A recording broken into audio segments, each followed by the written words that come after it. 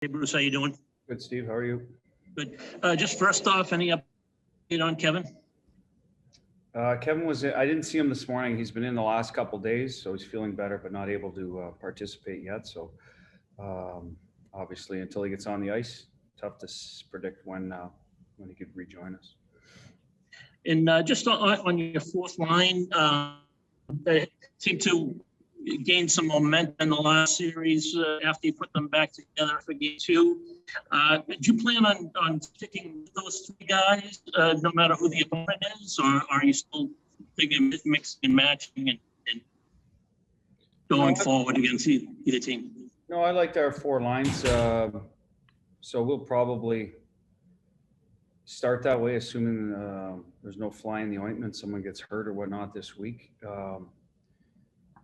That's the way we'll look at it and go from there. Obviously, we have some guys that have been skating up with us, Freddie and Kuhlman, all along for different reasons. They both bring different elements. And if that's something we feel would make us a better team, then we'll look at that. But I thought everyone bought in, did their job. So you want to reward that, the loyalty to the group and their performance up till now.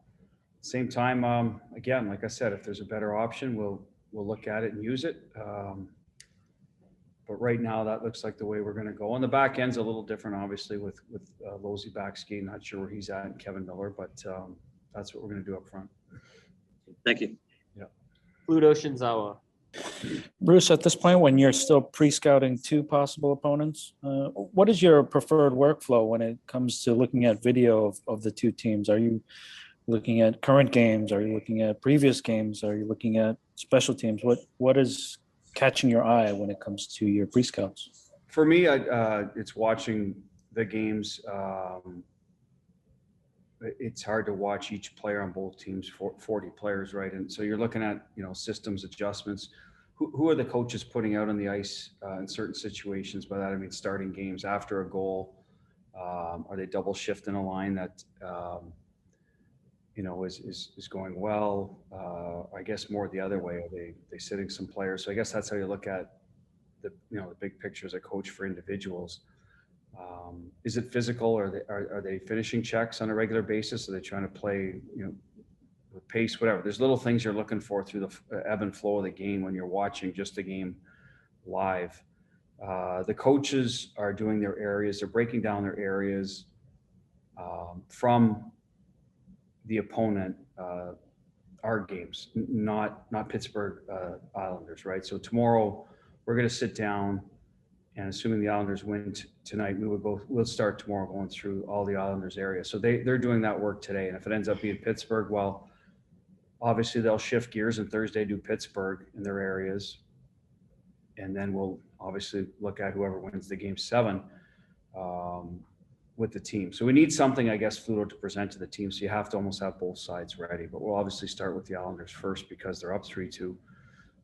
Have a chance tonight to close it out. But so that's how they'll do theirs. And then the special teams will be from this year. Power play, myself and Jay, Dino and Joe will do PK. And then they'll mix in some of this series, obviously, to see what differences there are, what adjustments have been made, if any. But most teams, I'll tell you, will try to stick to what they've done all year. They're in the playoffs for a reason, and then they make the adjustments as they go, obviously. But that's how we'll do it. They'll start with our common games against them, and then mix in what, the Pittsburgh clips that they see fit. And then obviously we'll use more of the later games, Fluto, because we played the Islanders 3 times at home after the deadline. So we've got different, we had different lines and Reilly obviously in the mix. So that makes a difference too. And Pittsburgh added some players, as did the Islanders. So you're probably going more recent than in the past as well. And that's how we start doing it. And again, tonight we'll have a much better idea, probably by 10, 11 tonight, who our opponent could be. And then we'll adjust anything we need to after that. Joe Haggerty. Go ahead, Joe. Hey, Butchie. So are you anticipating that barring any setbacks, that Luzon would be available for the next round? I don't know if, depending on when we start, Hags, he has to get through today. He's still in a red jersey.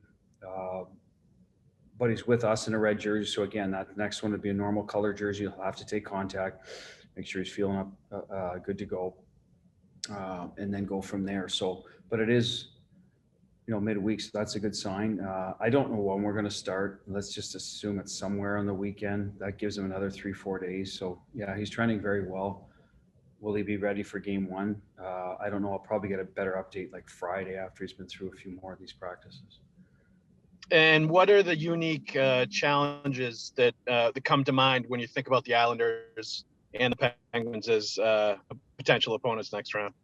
Well, two different flavors of how they play. Pittsburgh has obviously got, now with Carter too, that almost three-headed monster in the middle of the ice if they keep him in the middle.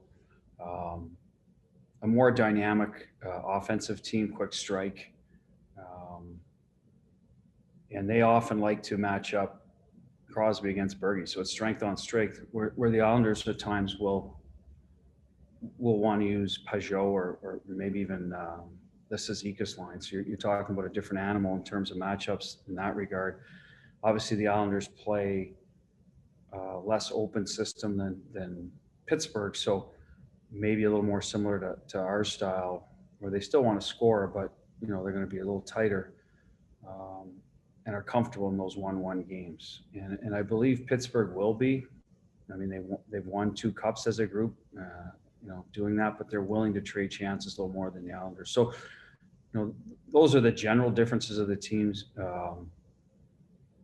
And then you got to get a little more specific after that. I think Pittsburgh's D will get up the ice a little more, whereas the Islanders are a little heavier and tougher to get inside. But again, they both have strengths and weaknesses. So until we get a little more pinned down, we're not going to get too involved and say, hey, this is what they're doing. So we know our opponent. We're right now in practice, getting our legs back under us, working on our games that are going to work no matter, areas of the game that you have to do, D-zone coverage, no matter who you play, and then we'll get a little more specific once we find out who we play. But again, both good hockey clubs, well coached.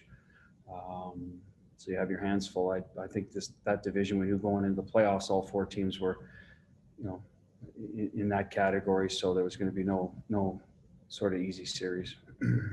Bruce Garriock. Hey, Bruce, I'm just wondering what kind of impact Mike Reilly has made for you. Hi, Bruce. Haven't talked to you in a while. Hope you're well up in Ottawa. He's had a real good offensive blue line impact on us, first and foremost. We were struggling with getting our shots through, making good decisions up there. And he came in and changed some of that, made some real good plays, both up high and given goals where he ended up down low, making plays to forwards in front of the net. I mean, he did it, I think, 3 times in his first 5 or 6 games. So I think the guys, gave him the puck a lot and were ready to get it back in those situations. So we certainly added secondary offense from the back end.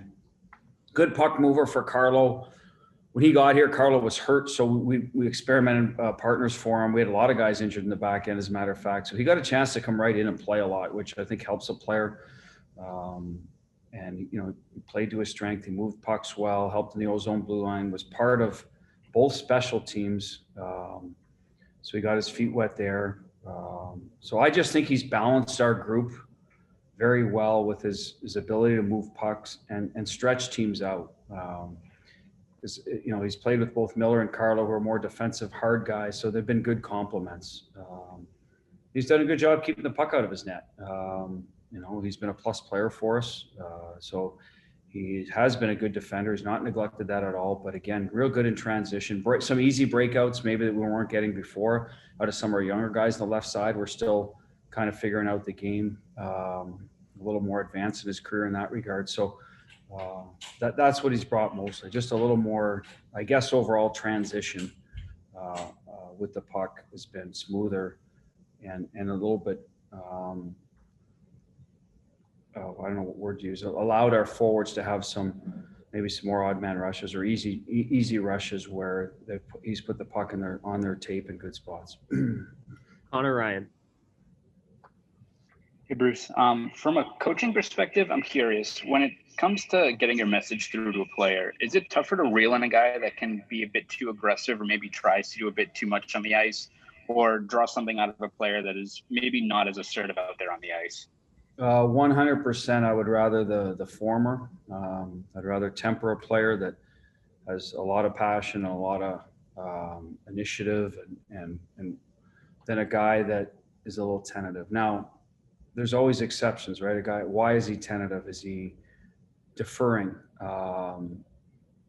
Is he not? Is there something going on? That we don't know about, et cetera. But in general, just like you don't want a guy that's a wild card that's always getting the team in trouble, and by that I mean playing undisciplined hockey, playing outside the system. I think in both cases you want a guy that will respect, the message, whether it's from myself, the coaching staff, or the leaders, in either case, and then you go from there. But like I said, I'd rather a guy that goes out there and is okay with making some mistakes, as long as eventually learns from them, right? And sometimes, trying to pull it out of a guy at this level is it might be a difficult ask, because it should be inbred. The guys that have the most success in this league, to me, are self-starters. They're driven and motivated from within first. So if you got to start pushing those buttons on a regular basis, that can be difficult. Now, of course, it's our job to push buttons, but it shouldn't have to be over and over again, right? That's what the league's all about, second effort, and I've said it a lot of times. So I think the guys that have that naturally and a high motor and a willingness are usually going to have more success than the other guys. Last one, Kevin Dupont. Butch, I've got individual questions on Pasta and Rask, but before that, are you using this window to tidy up the vaccines? Yes. A bunch of our players, large group, had their second shot yesterday. I don't know exactly which ones, Kevin, but there was a bunch that went in. A few, nobody missed practice, but a few guys were a little bit more under the weather than others. But in general, everyone came out of it fine. So that's good news. And that'll help you with that whole new protocol. Yeah, I think eventually now, from whatever date it is, maybe from yesterday, obviously the 2 weeks, whatever, I believe we may be at our 85%. So you get a few more liberties, but again, I'll have to double check on that. But I believe we will be whenever the appropriate timeline was from your second shot, which I think was 2 weeks. Okay. First on Rask, it looked like a little different load management for him today. Is that right? And you're going to go a different approach in terms of working him back in here? Yeah, that's basically a Bob and Tuukka conversation. That's what he felt would be best for him today, is a little individual work, knowing we have a bit of time here. So I'm fine with it. Tuukka's been on. Obviously, we've all seen that. He played 4 games last week, 5 in whatever it was, 10 days, something he hadn't done all year. So clearly he's taken care of himself, being ready to play every night.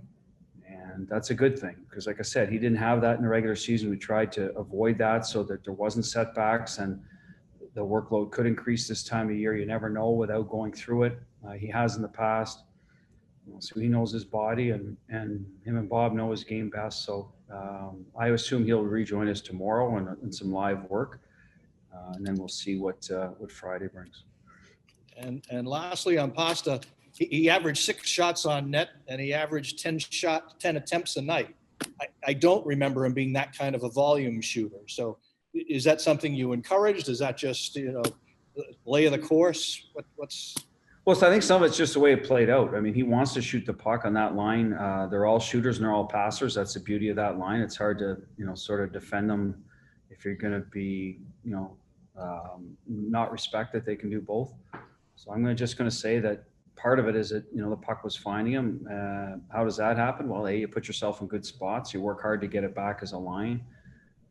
Sometimes that's just the way it is for shooters, right? They get on a roll a little bit where they're in the right place, the right time a lot. I think we changed the power play.